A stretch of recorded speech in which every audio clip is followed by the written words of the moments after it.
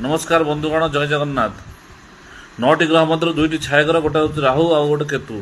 लोक मैंने साधारणतः राहु ना शुणिले डरी जाती किंतु राहु गोटे ग्रह जहाँ अचानक भिकारी कोटिपति करदेव और कोटिपति भिकारी करदेव आउ सडन गेन दे पार सडन जनकर उन्नति कर राहु ग्रह।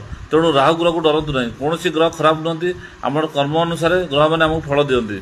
राहु ग्रह समय आपड़ जब राहुर दशा अंतरिक्ष चलती आप पूजा पाठ करेंगे राहु खराब फल देव। राहु ग्रह दशा अंतरिक्ष आपण दान धर्म करूँ गरीब को साहाय्य करूँ हैंडिकाप्ट मानू साहाय्य करूँ सोशल वर्क करूँ राहु भल फल देव।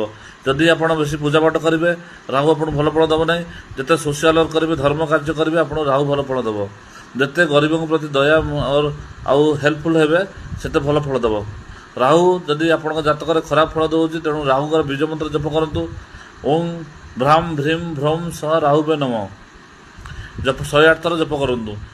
पश्चिम और दक्षिण पश्चिम मुखा बसी आप राहुंकर बीज मंत्र को जप करूँ देखिए आप हठात लाइफ में हठात गेन दब आपको।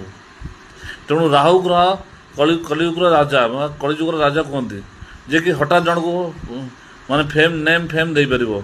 तेणु राहु को डरतु ना कौन ग्रह खराब नुहति आपड़ जब राहु को शत्रु बोली भावे खराब बोली भावे तेणु से खराब फल देव। सब पॉजिटिव राहु प्रति पॉजिटिव चिंताधारा करूँ आप कर्म अनुसार आप फल मिलूँ।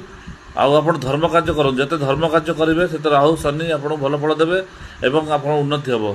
आउ राहु को बीज मंत्र जप करूँ ओं भ्राम भ्रीम भ्रम सह राहु बे नम 108 थर जप करूँ दक्षिण पश्चिम मुखा बसिक करूँ।